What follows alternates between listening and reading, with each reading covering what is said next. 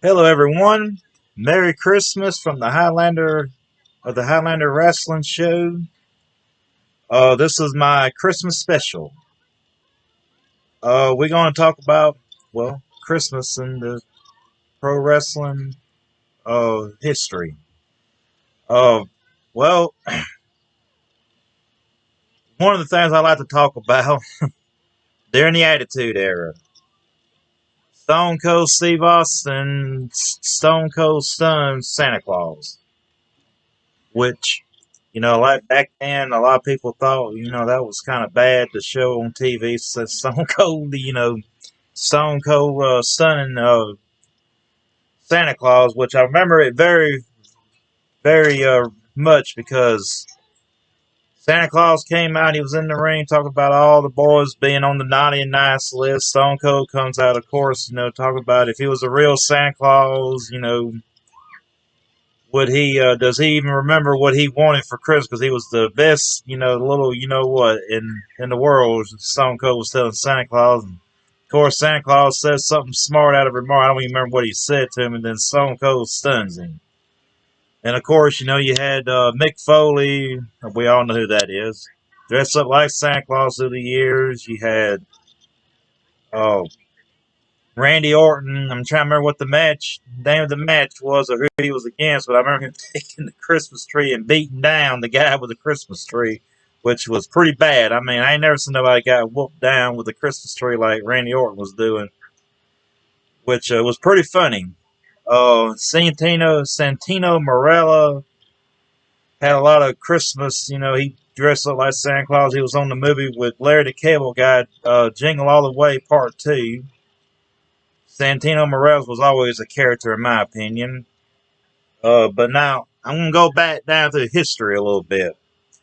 Tuesday Night Titans. They had a segment. Roddy Piper playing the part of Ebenezer Scrooge. It shows him laying there in the bed. He had him a bag full of money and everything, and he was laying there trying to sleep, and he kept getting visited by the ghosts of Christmas. I think one of them, the best I remember, was Captain Lou Albano. I can't remember if it was I think they all was played by actually Captain Lou Albano. That's who it sounded like.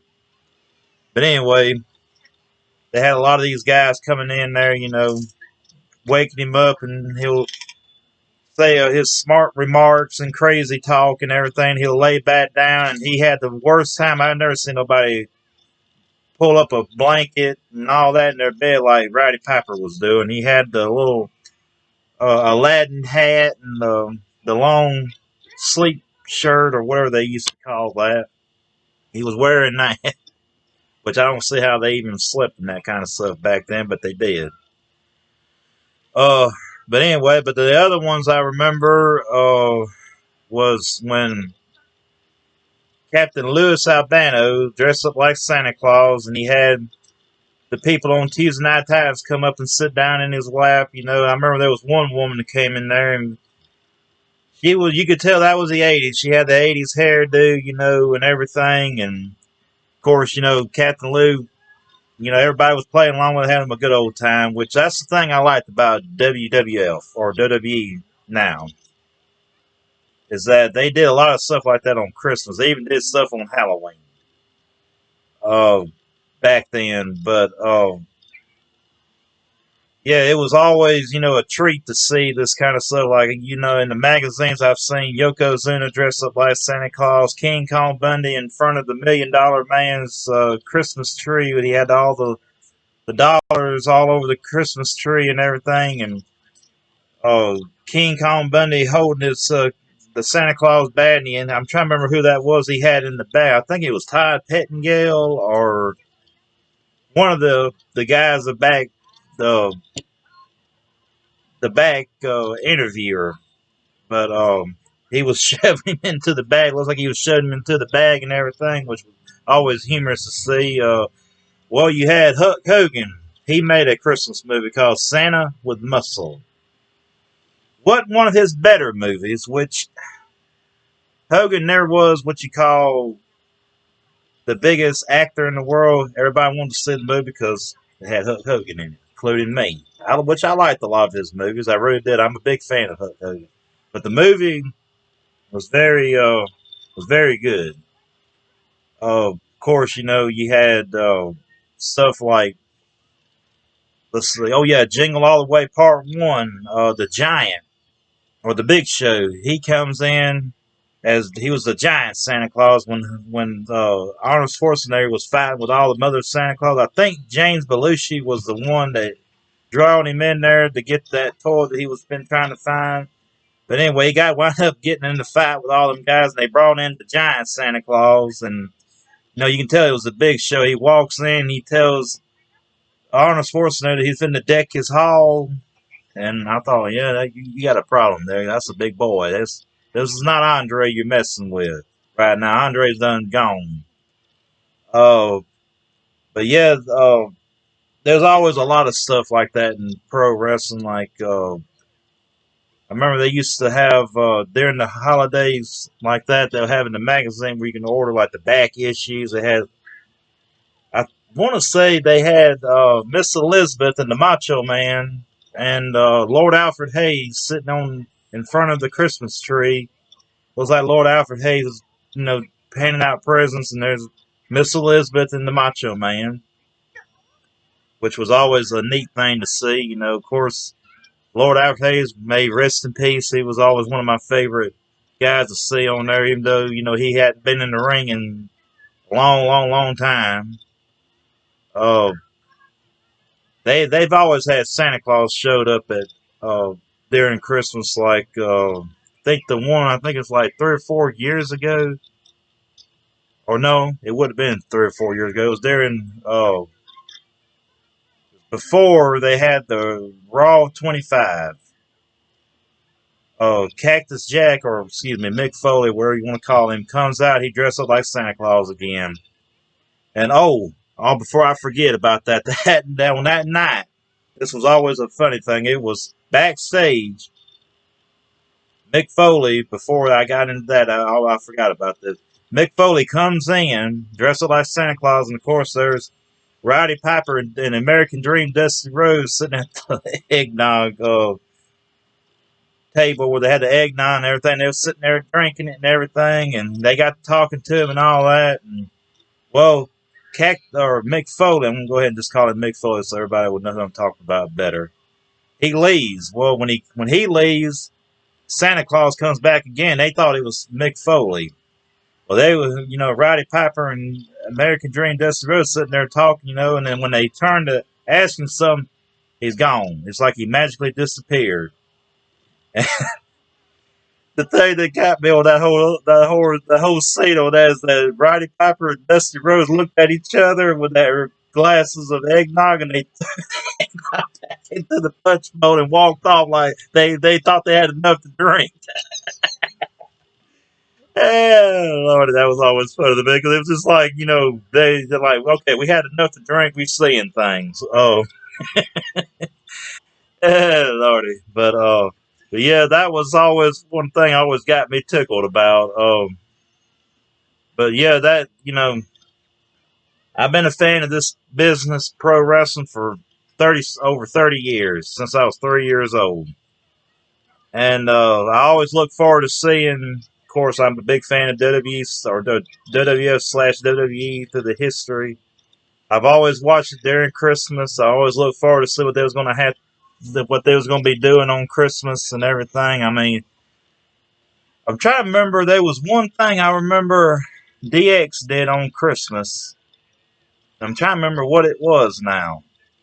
But anyway, don't worry. I'm gonna have a second video done to back this up. This is gonna be part one. I'm gonna have a part two. So y'all just bear with me. I'm just talking about this Christmas thing. I'm gonna get everything I need done. I just got there's just a few more things. I'm just basically just bringing these things up because I'm gonna talk about them again on the second part. Uh, but yeah, it's always fun, just absolutely fun watching that kind of stuff, especially because it's the holiday, which I love Christmas. I've been eating a lot of fruitcake. I love fruitcake. Just I ain't had it homemade in a long time where it's still warm. That's when I really like it. I can always put it in the microwave. But anyway, I'm getting to the point. But yeah, it's growing up. you know, during Christmas, I got a lot of WWF stuff. I remember one year I got the Hasbro wrestling ring, which to this day I wish I kept up with it better because it finally just fell all to pieces with me. I'm still kicking myself about that. I got that for Christmas, and no, wait a minute, I got that for my birthday. I got that year, that coming up year of Christmas, I got the couple more wrestling figures. I got the Hulk Hogan, the Python Power, I believe is the one where he bear hugs. It's the Hulk Hogan that bear hugs. Got him. No, no, no, no, no. That wasn't the one I got.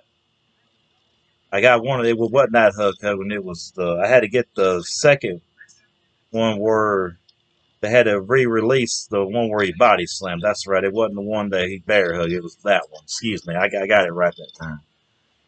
And that one, and I got the one of.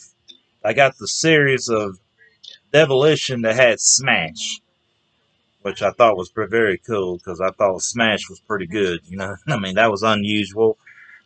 Um, and I believe the other one was the Rockers. I don't know if I got it that Christmas or which one, but anyway, I got a lot of stuff like that for.